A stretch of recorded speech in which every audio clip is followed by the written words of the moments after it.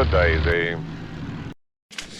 Hi everyone, it's me again. So we're going to be doing something a little bit different. I'm studying because I have another exam coming up for the plain stuff. And so we got to be able to do, like, point a finger and say what class SB in airspace and what is here, how high is the terrain and stuff like that. I also wanted to explain to you and explain why. I mean, these maps come out like every 6 months. My first impression or opinion was that's a lot of paper. I mean, they have maps and everything for the entire continent of US, Canada, and all the others, and each one of them comes out every 6 months. And you just have to realize that's a lot of paper, and it's like Greta Thunberg is not going to be a fan of the FAA and aviation, but it makes sense because this paper can be recycled, so at least fundamentally that way it's okay. So it's not so bad. So this one I'm particularly looking at is at the old map, the one that I got from the bookstore. It was interesting because during the ground class, they were saying the he came to us like, why do they publish 6 months, every 6 months? What happens? Why do the maps update? Do they really update that much in 6 months? Well, here's the old one. Here's the new map. I mean, a lot hasn't changed. This is the area that we fly in. This is Allentown. This is Allentown. This is Wilkes-Barre. This is Wilkes-Barre. And Philadelphia is at the bottom here. And Washington joins over here. So, I mean, not too much has changed. The height of the highest hill in Lehighton is 2,400. The ceiling and floor of Charlie airspace on the outer ring is 2,200 to 4,400. The center is from the south to 4,400 still. We got a private airstrip that has seaplanes. And I did ask my instructor, why is there a seaplane in an airport in the middle of land? And that was kind of funny. Like, it's surrounded by land. There's no sea, there's no river, but apparently he said that might be a lake. So that might be one reason why that's different. Yeah, I'm in the kitchen, so you might get to see the fur babies. Or they may jump up and say hello because they're wondering what the hell am I doing talking to myself. And that's what you'll hear, the crunching, because they're in here eating their food. So, if not a lot changes, why do they publish every 6 months? The problem, the thing that we do different from other, I guess other people using maps is that everything that we do is magnetic. So everything points towards the magnetic north and south, not the polar north and south.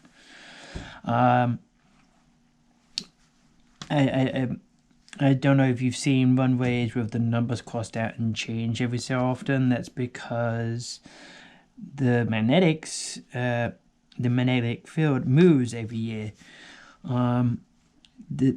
So what changes is the isotonic lines, the magnetic variations 12 degrees west or east, so you know what to add or subtract to your heading to get the correctional heading. And here's Duchess. Hi, Duchess. I knew you'd be the first. Hi, baby. I'm talking to people on the video. I'm making a video. I'm looking at the maps, you see.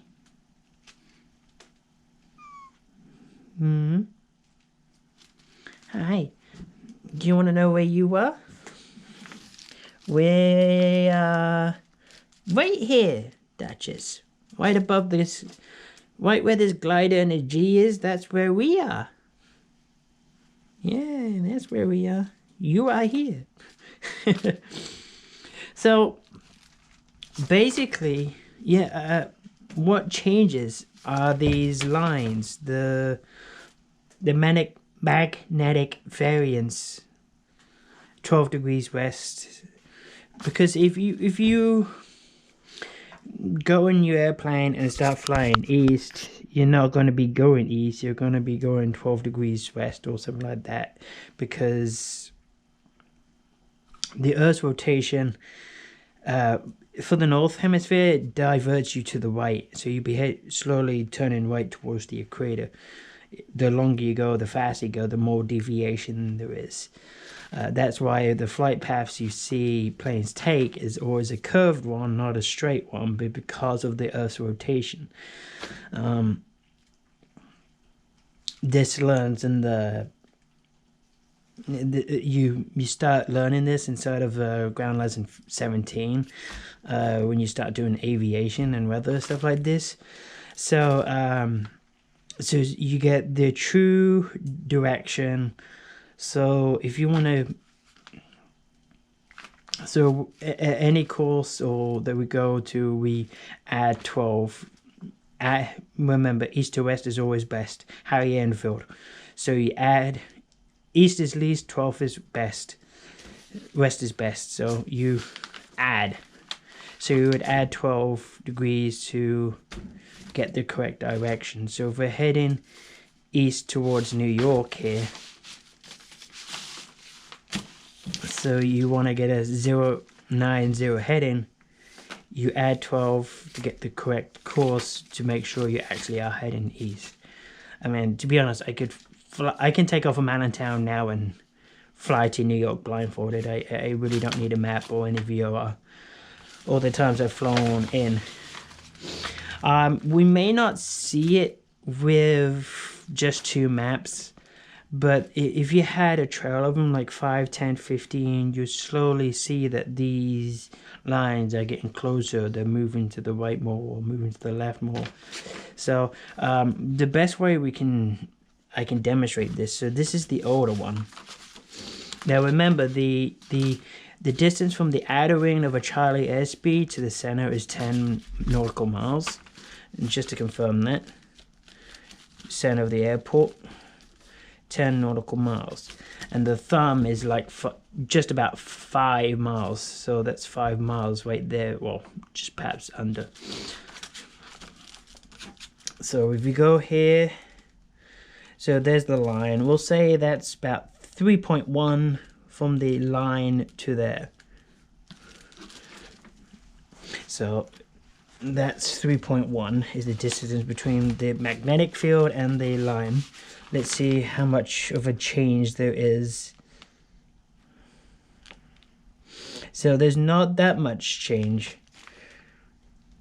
We got 1, 2, 1, 2. Oh no, let's do a 1, 2, 3. We'll say that's 3.2 because it's more over. This line is more away from this third line than it was on here. I mean, we're talking about a millimeter. Like, we're talking very, I mean, it's a very minute difference, but there is a difference. Like, this magenta line is closer to the line on this plotter. And then when you play it to the same spot, like, let's make sure I'm doing it right. Let's make it accurate as possible. I'll put it above the 1 and on the 9. See, it's the 9 is on the line. So we do it here.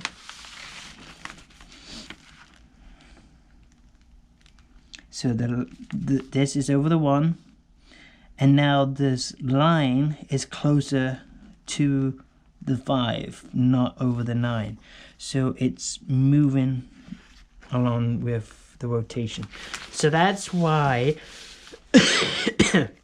that's why these maps come out every 6 months, is because these lines are moving this way ever so slowly, but it's enough that if you ran out flying this airplane, you're going to be perhaps 0.3 degrees off course, and that is enough to ruin your day. I find that fascinating, to be honest. I'm like, such a little change can be such detrimental. But I mean, you saw it yourself. I mean,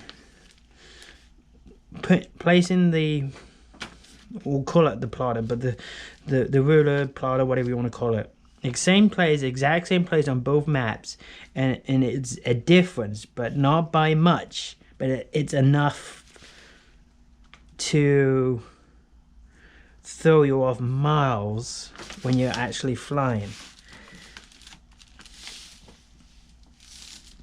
So one of these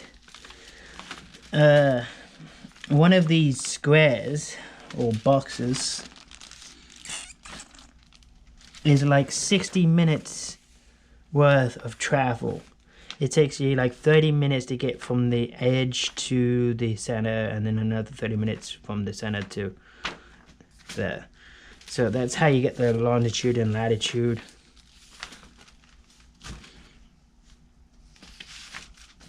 I mean, I feel like I'm John from flymikealva.com, because he was like, I remember his video saying, take some time, spend some time, look over the map, learn everything you can about the map, put your finger on the map and say what exactly is the airspace from the ground up. It's just funny that I'm actually doing that now, and it's fascinating just seeing the little minute differences between the old map and the new map. I mean, I really have to go and look, but the changes are there.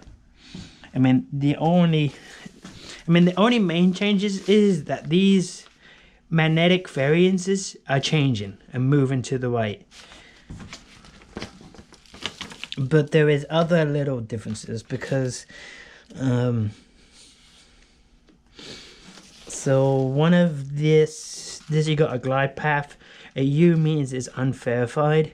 So eventually, when the new map comes out, that's probably going to change to a blank, and that means it's going to be a glide, is where gliders fly, and they do parachute dropping, and it's not going to be unverified anymore. It's going to be verified. And if you don't know what something means, there is a key, like most maps, that tells you everything. It's ultralight flight path selected. I saw, when I was looking at it, I just saw that there was I saw an F, and I was like, right there. I saw a circle and F, and I said, I didn't notice that. So, and then the one with a cross means the runway is not in use. It's like a soft landing. If you got little things on the side here of an airport, that means it has gas. A star has a rotating means it has a rotating beacon. You got a hard surface of 1,500 feet or more. That's what the blue one means. All these magenta airports means they have hard surfaces, but they're relatively short. But they do post the length of the runways. So here, Spring Hill runway at 70N is 2,500 feet. That's what the L25. It's a star, so there's lights. They have lights that are temporary, pilot controlled. The CTAP is 122.9.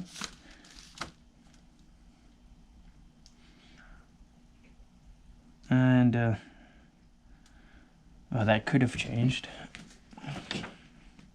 Let's check. This is Spring Hill. No, that changed. That stayed the same. Cherry Hill Ridge, 122.8, 122.8.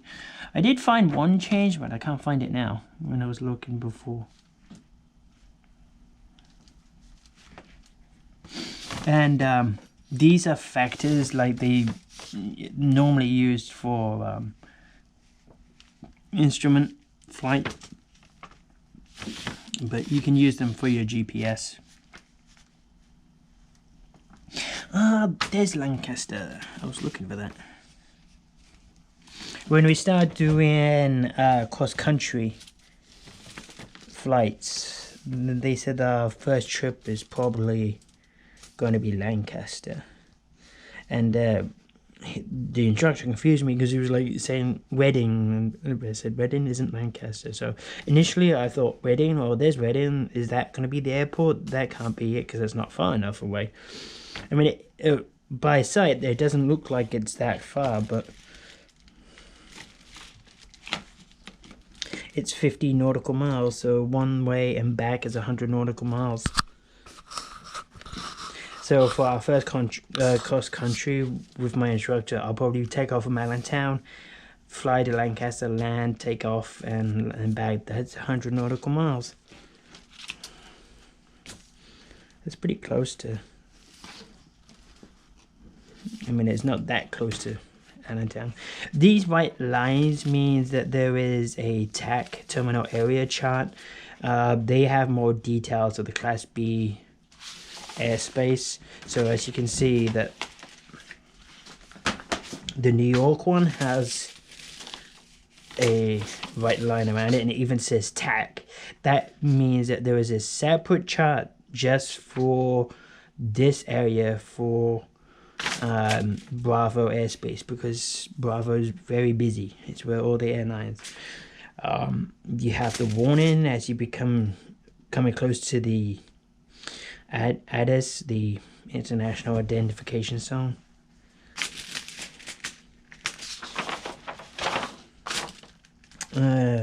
Examples of Class B altitude: 7,003 floor in hundreds of feet, MSL 3,000 and 70,000. 80s, there you go, 80 IZ. We got, there's JFK, my favorite place. This is New York, and there's LaGuardia. The Hudson corridor is in here, which is below Bravo airspace. So if you want to fly that, you have to get a knee pad placard, and you have to announce yourself along the checkpoint, Statue of Liberty on the right side, so forth, and then turn around. There's a clock on the left side in the Swamp State. There was another corridor on the East River. I really want to do that. Like those who saw the flight on X-Plane, I said a year ago, in April, I said a year from now, I'm going to be doing this flight on. Not at all. I doubt I'm going to be doing it in April, but I mean, I certainly could cross country. But I'm going to make sure I have someone with me though, because as a pilot, you can't be a tourist and sightseer, and I'm going to need someone else to take the pictures as I fly up and down there. New York makes me homesick.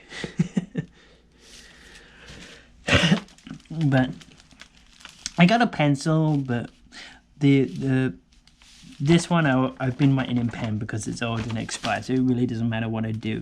And if you fly north, you got the other side of this to go up there. That's where all the mountains. Yep, upper state of New York. And you got the military academy right here, New York 85. And Stewart International.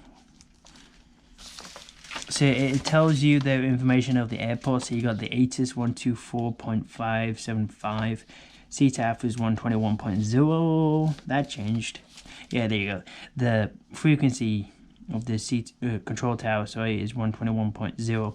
It was this. It changed by a decimal.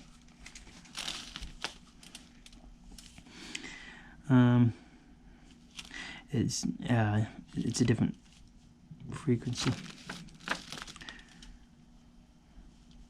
122.95 is the C tower. That 121.0 was the control tower. That changed. Normally, they have Bravo airspace for free of our traffic. Have what's called free of our flyways. They allow free of our traffic to fly through Bravo airspace, but this one doesn't really have any. And if you want to know where Murderer's Row is, it's right here. That is where Yankee Stadium is. And for the Mets fans, they're not that bad. It's right here. So if that helps you know where you are. This is Yankee Stadium. This is the Mets Stadium. And I think there's one right here, another stadium, and another stadium. It's important to know because if there's a crowd of 30,000, so when there's a game, TFRs come up, so you can't, temporary flight restrictions, so you can't fly in that unless you have certain discrete codes and stuff like that.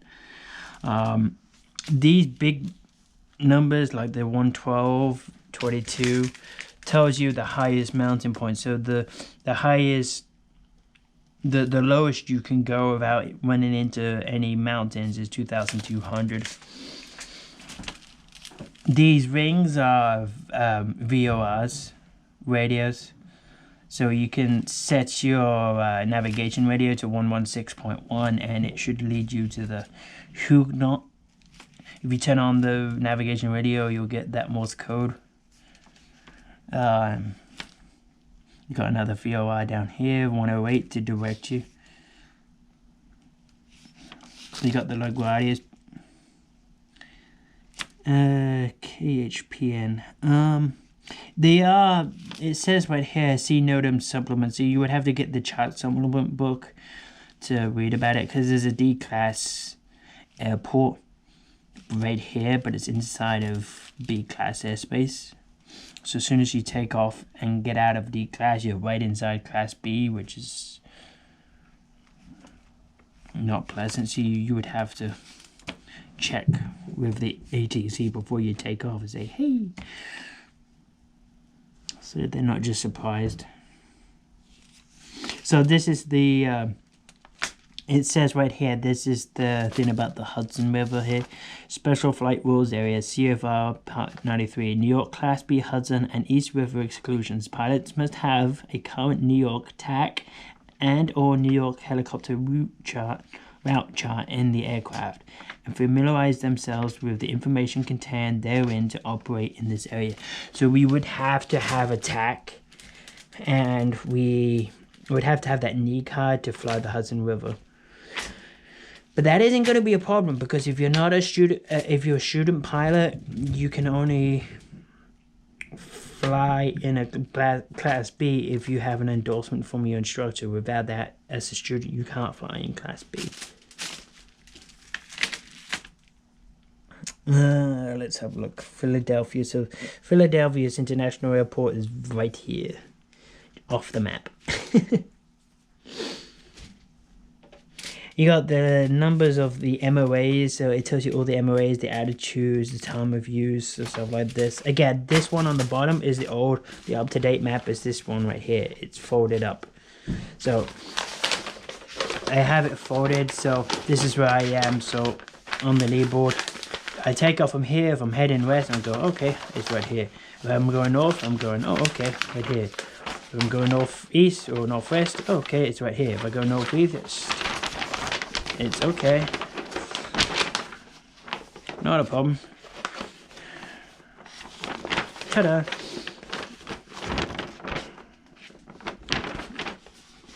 This is the east, which is pretty close to the Bravo airspace, so we probably never go that way. So that's why I have it folded up like this, just so when I have it on the actual knee board that you see me with the underneath. Of course, you have these maps on there. That's what 4Flight has. Like, I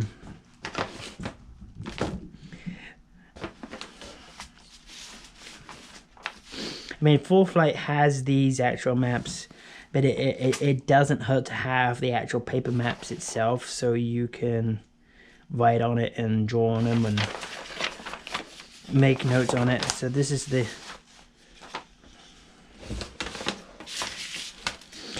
So this map that you're seeing on the Full Flight is the map that you see in hand. Is exactly the same. Back in November 2019, this would look like this, but it's now different. So again, off the map is right there. There's KHPL. That's right here.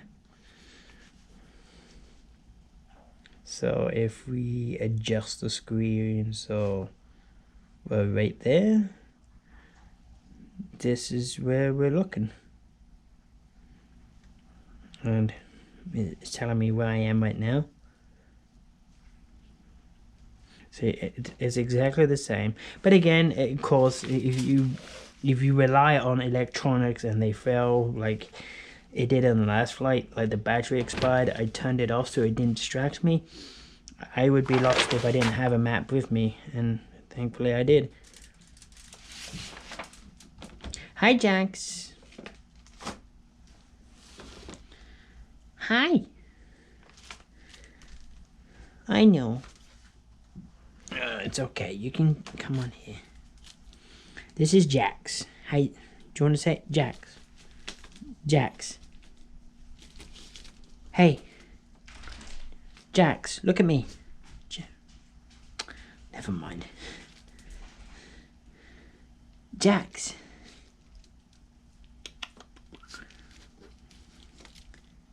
Hey, look up here so people can see your face.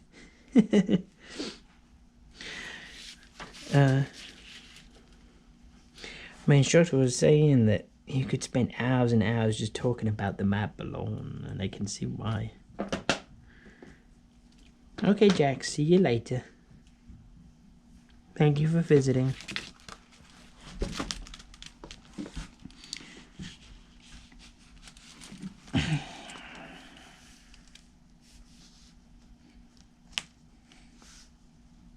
So I guess the only, real difference is the lines. I mean, I notice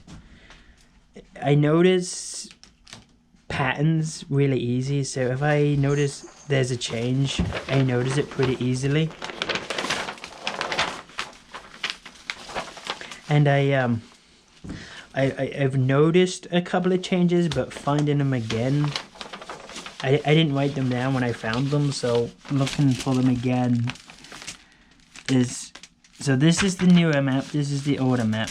We got a 13 line here and we got a 13 line here, so let's see what the difference is. Let's check, let's use the 226 reference point and one of the very corner of the runway. So on the old map, the X, from the X to the corner is just, trying to make it accurate, just over 5 miles distance between the magnetic variants and the runway. So let's do the same here.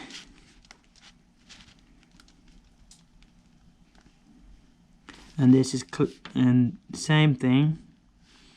And this time the edge, the very corner of the runway is definitely over the 5.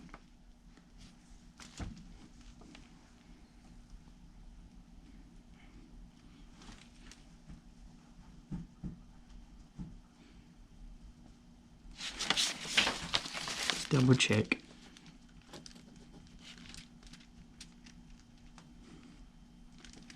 Yeah. So on here, the old map, it's on the 5.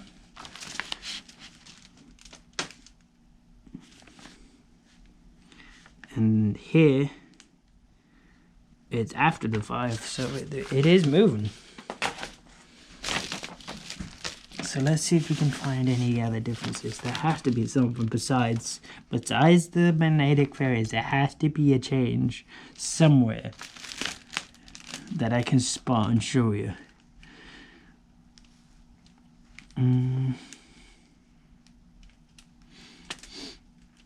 Because to me, I want some validation that they're not just posting these every 6 months just because they change. Otherwise, it's I would have to agree with Thornburg that this is a huge waste of paper.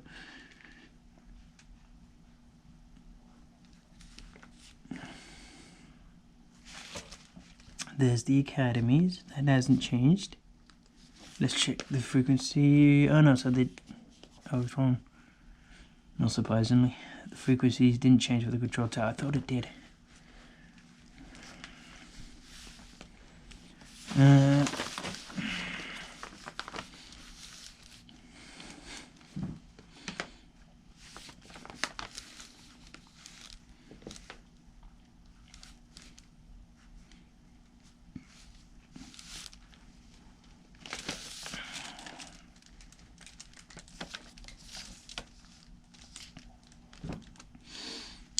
Okay, so the factors changed. I mean, it points to the magnetic north. So the factors are still pointing towards magnetic north. So they're slightly, magnetic north has changed. So on here it's pointed over to the right more. Here it's more back to the left.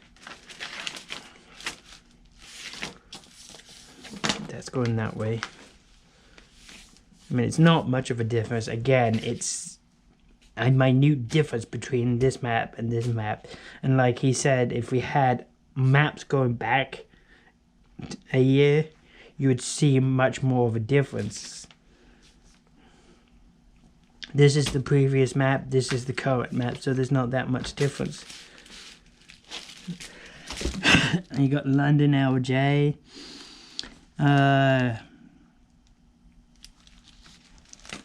It's fun. So we got class G airspace from the ground to 1200, class G, E from 1200 up to 1800. We have class A from 1800 to flight level 600, and above that we have class E right here. The highest or the lowest that you can go without running into any mountains is 4,600, and you would add a magnetic variance of 13 to your course to make sure you get it. This is the magenta line. You have to have a mode C with ADS-B. When you're inside class B, you just got to stay clear of the clouds. 500 below. And 3 miles visibility for VFR.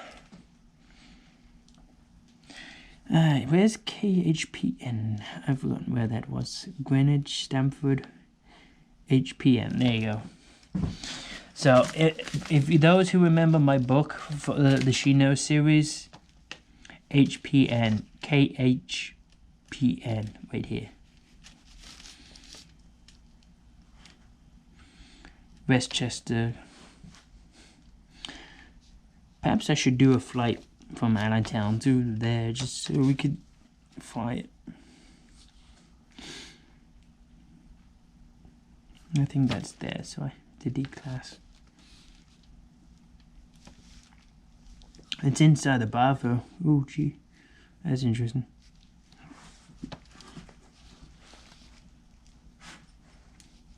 Has an ATIS in operation of 133.8. Lights 439. Runway heading is 6,500. That's the length. And the CTAF frequency to control lights is 122.95. So this is a class D. So it's probably it's part-time. Control tower 118.575. So after that it reverts to class E. Pilot operated control lights temporary. So you got Yankee Stadium there. You have KHPN there. You have LaGuardia, you have the Met Stadium, you have JFK. The Empire State Building is here. That's one of the two towers right here.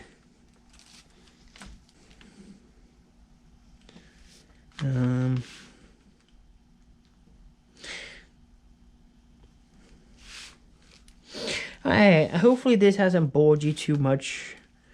But I thought I would give you a little demonstration. It also helped me because I need to study this. I want to study this, and so spending some time with the maps like this it's really good. Jax, if you want to come and say goodbye, you better come up now.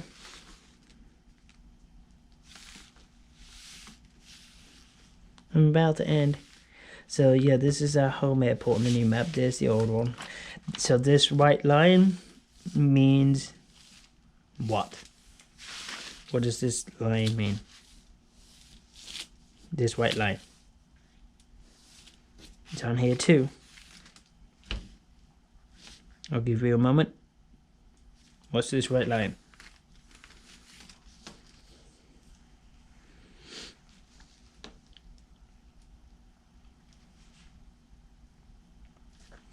It means that there is a separate map, a terminal area chart, TAC, like this, but more detail of just the Class B, more detail of the Philadelphia area. A circle with an R in it means it's a private runway. You got a picture of a glider, so it just tells you it's a gliding. A runway, magenta runway with little rectangles on either side and below means that they have fuel. A star on the top means that you have a beacon, a rotating beacon. If you see a parachute, that means they do drops, power drops. If you have those that live locally here will know what this means. This circle at Beltsville means there's no runway. It's a grass landing, grass strip. Anything with a U means it's unidentified. We've got a golf course here, Flying Dollar. What the hell? Those blue numbers means the highest obstacle, the lowest that you can fly without getting CFIT. Certified Flight into Terrain.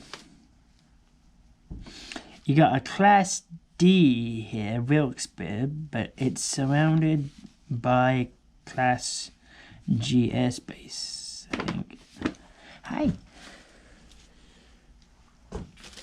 From 5,000 feet to 6,000 on the outer ring on this one. 3,900 because there is mountains and terrain. 3,100 feet is the lowest you can go. And then you have to go from the surface to 6,000 to land at Wilkes-Barre. So that's why this area is controlled. And that means you would have to talk to ATC. So when you're 10 miles out from the airport at Allentown, you have to establish two-way contact. That's what the lines are there for. Okay, Jax. You saying it's time to turn off the video? Okay. Alright guys, thank you very much for watching. I'm gonna listen to Jax. She knows what to do. Jax, do you know what this means on the map? Okay. So yeah, these maps are really cheap. $3, $5. Get one, spread it out, have a look. Put your finger on a map and say what's the airspace from the ground up. What's at your finger, what the airspace is.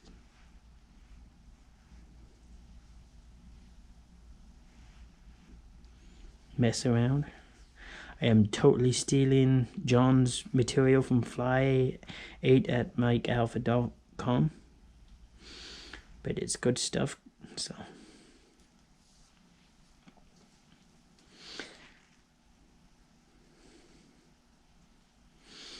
I guess it's not totally stealing since I gave reference to him. Hey guys, I shall check you later. I'll probably upload this, what's today, Monday, so I'll probably upload this Wednesday as a study guide, study tip. So now you know why they publish these every 6 months. It's mainly because these vectors and the lines move as the magnetic north and south poles move. Alright, adios. You can teach monkeys to fly better than that.